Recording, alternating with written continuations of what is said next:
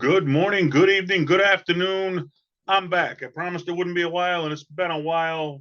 I'm a busy guy, what can I tell you? But I will get to 200 episodes on this podcast. This is Funny.com Podcast. I'm your host, Dennis Wirth. We explore the history of comedy here, and we review comedians. It's episode 179. Let's see, it's what, January 13th, 2024, the new year. Happy New Year. Woo! All right. As always, today's episode is brought to you by G Vegas Buffalo Sauce. For the spicy, sweet, savory taste of game time, there's only one G Vegas. And I'd like to tell you it's available at the website, but apparently the server of my website got bought out and they took down all my websites. So I guess I got to find a new server and get them back up. Till then, you can go to PayPal and you can send payment to well, let's see. Joke in the Box CC at AOL.com. Send $39.95. I'll ship it to your address until I get my new website up where I can tell you where to go and you figure it out on your own. All right, who are we going to review today? We're going to review a comedian called Mitch Fatel. And the fact I just told you his name gives you more information than I had when I first saw this guy. Because now I'm a comedy buff. Okay, I'll sit home like when Comedy Central has those weekend marathons of like stand-up comedy one after another all weekend. I'll sit home all weekend long and watch one after another 3 days straight. I don't care. I'm a nut. That's how much I love comedy. And I'll be watching this on TV while I'm dubbing on my computer. And so I'm listening and I'm dubbing on my computer. All of a sudden, this guy comes on. And he was cracking me up so bad, but I didn't hear the introduction. I didn't hear what his name was. So when his set got over, now if you like comedy like me, if you hear a funny set, you want to hear more. You got to go Google this guy, find out who he is, watch some more YouTube clips and really see if you like the guy. Only I didn't hear the introduction, so I had no idea who this comic was that was cracking me up so bad here. And I'm like, oh, I got to see more of this guy. I got to see more, but I can't go to Google and Google his name because I don't know what his damn name is. So, what did I do? I just kept watching Comedy Central and kept watching and kept listening to names. And finally, I think it took like almost a month for me to see this guy again on Comedy Central. I'm like, who is it? And it was Mitch Fatel. That was the guy who was cracking me up so bad. And yeah, gosh, I thought, he'd be bigger than he was when I went to find some information on him. There really wasn't much on Wikipedia. Wasn't much more on his website. I mean, if you want to see him or hire him, but if you want to find out about him, then there was a little bit, which is what I got for you here. So, let's see. Born in Manhattan, raised in Yonkers, New York. So he's a New York guy, which I'm a Boston guy. So if you like sports, we probably can get along. If you don't, then hey, I'll buy you a beer, Mitch. No problem. Let's see. I went to New York School of Arts, New York Tech, excuse me, School of Arts, where he majored in acting studies. And I guess, it's like, what is it? The 7 degrees of Kevin Bacon. If this guy leads to that guy leads to that guy, which leads you back to Kevin Bacon. Well, it's kind of like, if you know Artie Lang from the Howard Stern show, well, that leads you. Before that was Jackie the Joke Man. The sidekick was Stuttering John. Before Stuttering John was Mitch Fatel. He was an intern on the Howard Stern show. And I guess he was friends with John Melendez. And I guess John said, if you ever gave up you ever want to give up that gig on the Howard Stern show as an intern, man, you make sure you recommend me. And I guess he got to the point he wanted to give it up. And he told Howard, hey, I got a friend who stutters, man. He wants to do the job. And Howard loved the idea of having a stutterer in there. And the rest is history. He went on to do some comedy here.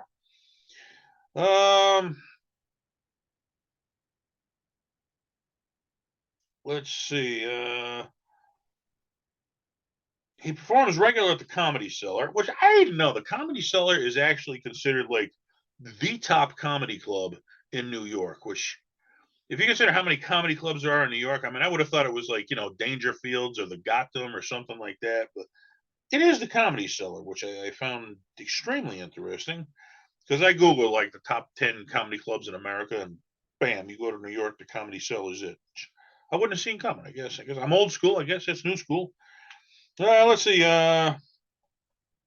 He appeared on the Late Show with David Letterman, which goes way back. He did Late Night with Conan O'Brien. And geez, all the legends are gone, man. I'll tell you. I think what is it? Jimmy Kimmel. I think he's like the godfather, the one who's been doing it the longest. He's like the grandfather of late night television. Who would have thought that? Jimmy Kimmel. Like I remember a young kid on the Ben Stiller show, and here he is. He's the elder statesman of late night comedy because it's all turned over to a new era. Let's see. He was a correspondent on the Tonight Show with Jay Leno.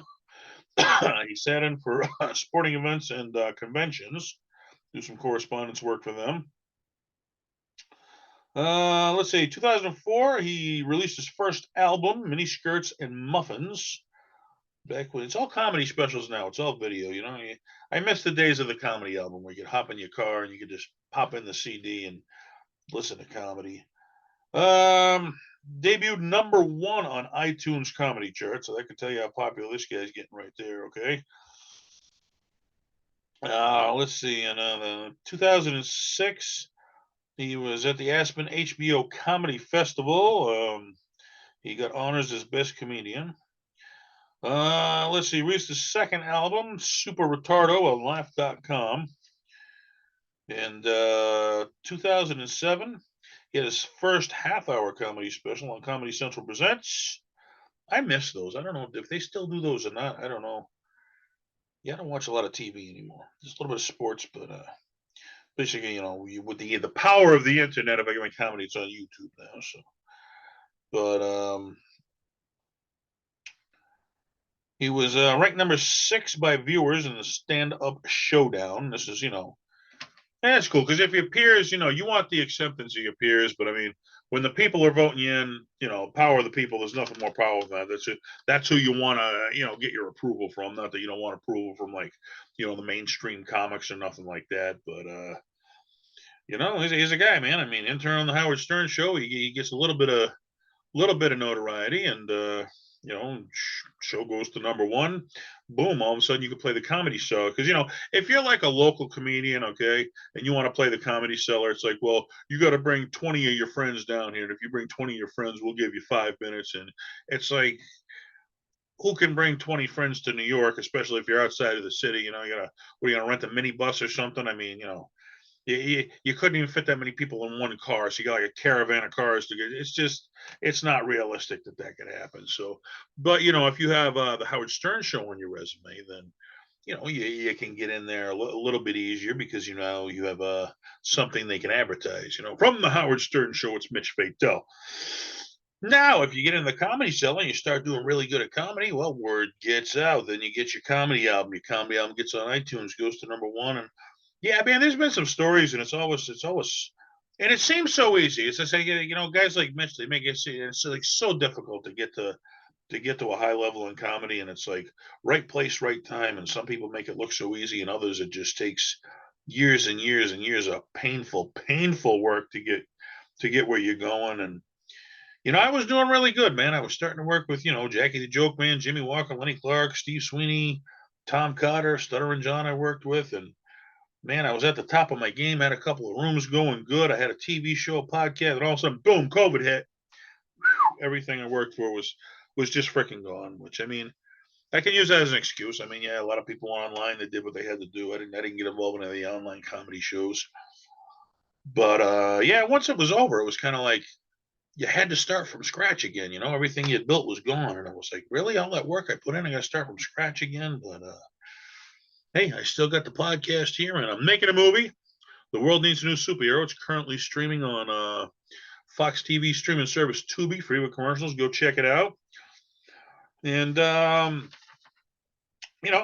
he's Mitch Fatel. He's heard now on Funny Like Clown podcast, but he's also heard on XM Satellite Radio and on Pandora. So you can check him out there if you want to check out his work. And like I said, I go to YouTube. That's it. I mean, I'm not big on what's the other one? TikTok, I guess. I'm not a big TikTok guy. I guess that's for the young kids, but I'm a YouTube guy. And yeah, he's got some great stuff on there. I mean, he doesn't have like a full special or anything like that, but he's got a bunch of 5-minute clips where you put them all together. You might get a half hour. Let's see. He was on Dr. Katz, Professional Therapist. Mitch Fatel is Magical in 2009 as a 1-hour comedy special he put out. And you know, I guess that's your goal. You got an hour of comedy, man, and you can headline pretty much anywhere you want. You can travel around. That's what he does. Buddy of mine up in New Hampshire, Rob Steen. I know he booked him one time up in New Hampshire there in his club. And, you know, if you want to get him, I guess you just go to his website and say, hey, I want to hire Mitch Fatel, and, you know, you get him on out. But then you got to put up the money and hope the night goes well. Had many of those nights myself. Yeah. Luckily, I did pretty good. All right. What else do we got? He was in Bad Girls, okay, which he got a few movie credits here. International Sexy Ladies and Lingerie and Underpants. And here's one I did not know about him. He co-hosted Punchlines podcast. So I guess he's a podcaster. I think every comedian has pretty much got a podcast now. It's like, I guess it's overdone. Yeah, I mean, I had a buddy of mine. He started his way back when there weren't many, and I did internet radio when I first started comedy, and there was an elder guy on internet radio, and he kept telling you it's going to be the next big thing. It's going to be the next big thing. And podcast, you know, it wasn't internet radio, but podcast was pretty much the same thing as internet radio. It was the next big thing. It was the next big platform. He was right. It took off, and you know, why are there so many podcasts? Because that's what people are listening to. Is it overdone? Yeah, it probably is overdone, but survival of the fittest. You either survive or you don't in this crazy world of comedy. And Mitch Fatel, he's one of the guys who survived. And I guess, you know, he has a lot of good jokes, but his delivery, I'd say he's a step above most on delivery. His jokes are good, but the way he delivers them is just perfect. Where there's a comic I work with, his jokes are genius, but his delivery's awful. So it's like, you know, stage presence and delivery, that's a big part of being a comedian. And I just, the way he's, oh my gosh, he brings out kind of the, you know, the non-confidence that most of us have, the way he's talking about stuff. So he's relatable. If you want to be relatable, you can be a comedian. And I don't know, I just, wow, Howard Stern, man, I'd love to be on the show sometime. Check out my podcast, man. Check out my movie. That's what you do. That I'd love to get on there and talk about fathers' rights, because there's not enough of them in this country. Children need both parents equally. That's what I fight for. Hey, who knows? Mitch Fatel, he's probably got some causes he fights for too. And we you know, like I said, the first movie I made, The World Needs a New Superhero, that's currently certainly on Tubi. You can watch it free. And we spent all summer shooting the World Needs a New Superhero Part 2. So hopefully we'll have that out to you soon. And who knows, maybe I can hire Mitch Fatel. He can be in Part 3. Who knows? Because he's hireable. Go to his website. Okay, so that's what's cool, man. It's like, he's not too big where you can't afford him, but he's not so small where he's not working. Okay, which is most comedians, you know, goal in this business. Okay, it's just, if you don't have to have a regular job where you can just do comedy and that pays your bills, you know, you don't care if you're rich or not or whatever. Which, who knows? Maybe Mitch is rich by now. I'm sure he has a lot of great nights, but comedy's a tough business, man. You got to stick it out. He stuck it out. Good for him. Good for me. Good for you. This is Funny Like Clown podcast. Yeah, like I said, I wish there would have been more out there about this guy. I mean, somebody's got to update some websites here, man, and give us more information. That's what I could find. What can you find? Let us know in the comments. Tell them this is Funny Like Clown podcast. I'm your host, Dennis Wirth. Tell your friends, tell your neighbors. You want to hear about your favorite comedian? Well, Dennis reviews them on Funny Like Clown podcast. Go listen, and I guarantee you're always going to learn something you didn't know about the guy. Whoever I review. Good night.